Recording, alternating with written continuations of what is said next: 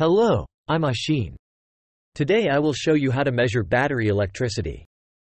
Some power tools are driven by battery. Is it possible to refit the power tool from battery to power grid? I'll discuss the difference between power battery and energy storage battery. No matter it is a mobile phone battery or electric vehicle battery, everyone wants to know the remaining electricity. There are two ways: voltage and Coulomb counting method. Voltage method is easy and intuitive. The voltage drops slowly while it is discharging over time. We can estimate the remaining electricity by observing the voltage. Actually, I made a test video before, including carbon zinc battery, nickel hydride, alkaline, lead acid batteries. You can check the video if you are interested. Another way is the Coulomb counting method. It measures the discharging current. Then we have to integrate the current over the time axis. By doing so, we get the electricity level. It is called Coulomb counting method.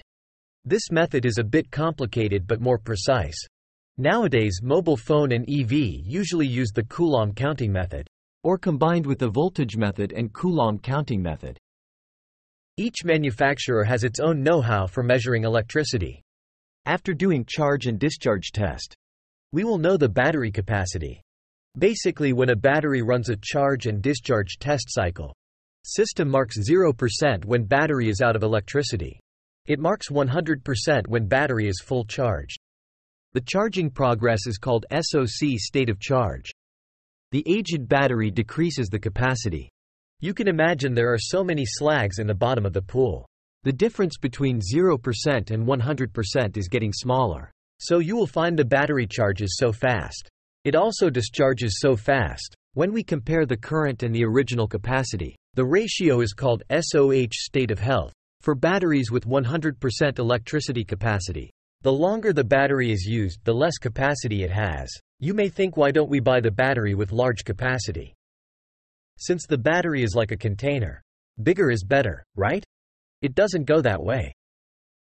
The capacity is a static property. We should consider the dynamic characteristics.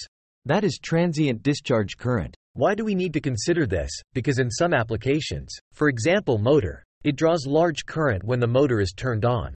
So the battery has to provide large current correspondingly, or the motor won't start. Unfortunately, transient current and capacity are not the same thing. It means even a large capacity battery may have a low transient current. The 3D graphic card has such kind of problem. If the rendering materials are too complicated, the power supply may not be able to provide sufficient current in time. Even PC has no capacity problem. It still crashes if it has transient current shortage problem. When you check the power supply after rebooting, it works fine. So it need the sufficient transient current to keep the system running. Here is a story. I have a power tool just like this. It is driven by this is nickel hydride battery. One day this battery is dead and it can't be recharged anymore.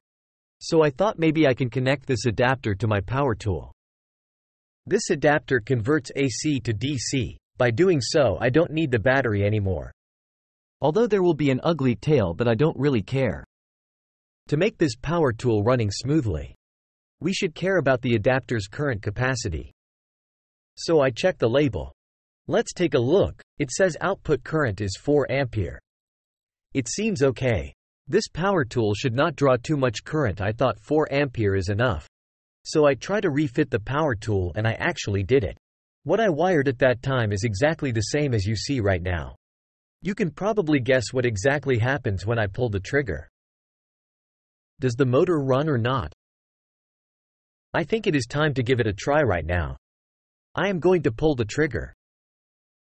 1, 2, 3, go. It just runs for a while. Then it runs the way like this. It stops and goes repeatedly. Obviously, it is not exactly what we have expected. Why is that? Because the motor draws high current when it starts running. It may reaches to 20 ampere. I don't know. Here is no spec for this. After the current reaches the peak level and the motor can run stably. But the adapter upper limitation is just 4 ampere. Apparently the current is insufficient for startup. So the electricity stored in the adapter's output capacitor would dissipate instantly when I pull the trigger. It caused the voltage drops and high current. Once the current reaches the upper limit, the circuit enters protection mode. In this mode, the circuit interrupts the current loop, preventing any current from reaching the motor. So the motor stops. The circuit gets a period of time to restore both voltage and current. When the voltage crosses some threshold, it can start the motor again. Once the motor starts, the circuit enters protection mode again. It causes the motor to stop and go repeatedly. Whole things means this adapter is not powerful. What if I don't pull the trigger fully at once? If I pull the trigger slowly, you will see the motor can start slowly. Let me show you. Let's pull slowly. Pull again and again. Pull to the end. See, it runs. It starts when I pull the trigger slowly. Let's do it again.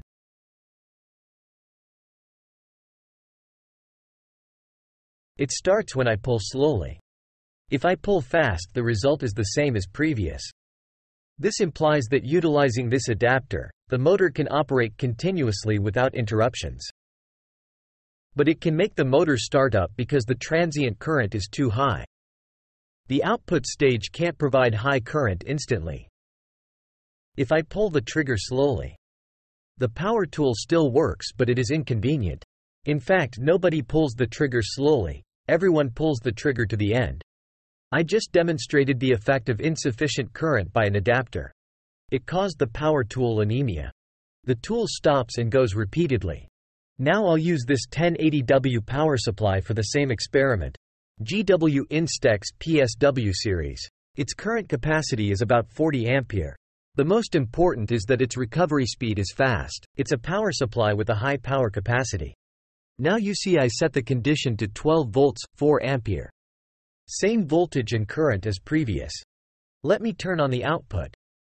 I am going to turn the instrument around to show the rear panel to you. Turn around. Okay. This terminal is positive, and this one is negative. The moment has arrived to commence the experiment. I am going to pull the trigger now. Let's do it. 1, 2, 3.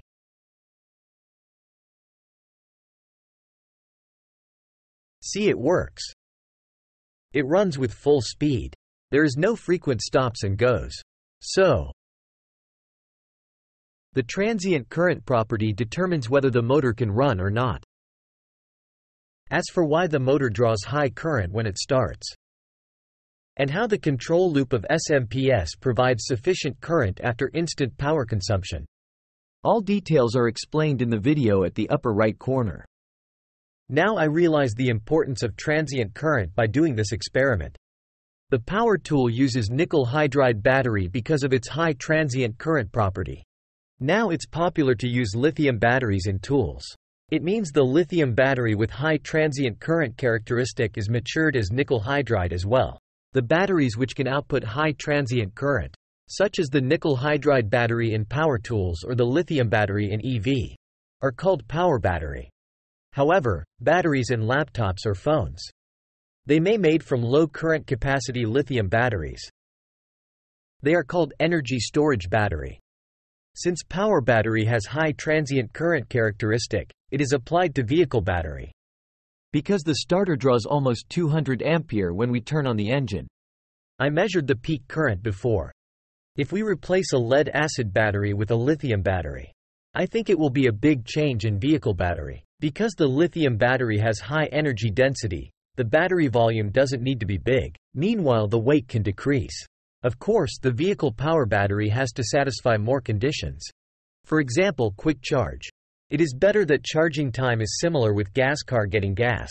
For example, the car can travel around Taiwan, recharging in 5 minutes and enduring high temperatures. The motor generates heat while running. It's even hotter in Taiwan's summer.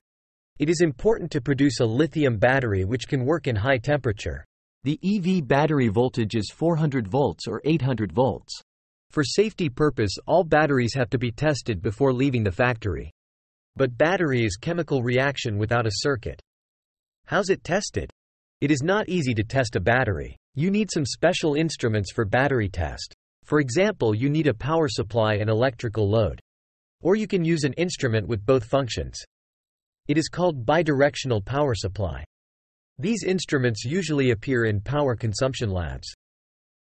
They are rarely seen in general labs. If you have a bunch of batteries to test, you may need a battery management system. All these instruments and system are interesting. I will talk about these next time. Don't forget to subscribe StrongP Lab. Goodbye.